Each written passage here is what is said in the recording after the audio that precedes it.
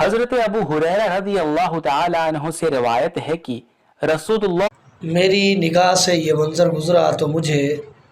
صحیح بخاری اور صحیح مسلم کی ایک حدیث جو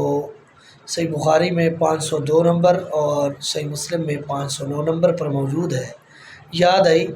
یزید بن عبید اللہ فرماتے ہیں میں نے سلمہ بن اقوع رضی اللہ تعالی عنہ کو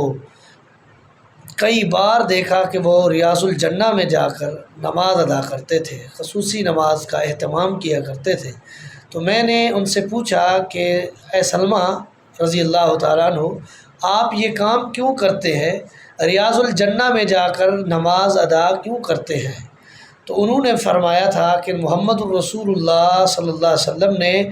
اس جگہ نماز پڑھنے کا خاص اہتمام کیا ہے، تو میں محمد الرسول اللہ صلی اللہ علیہ وسلم کی سنت پر عمل کرتے ہوئے اس جگہ نماز پڑھتا ہوں۔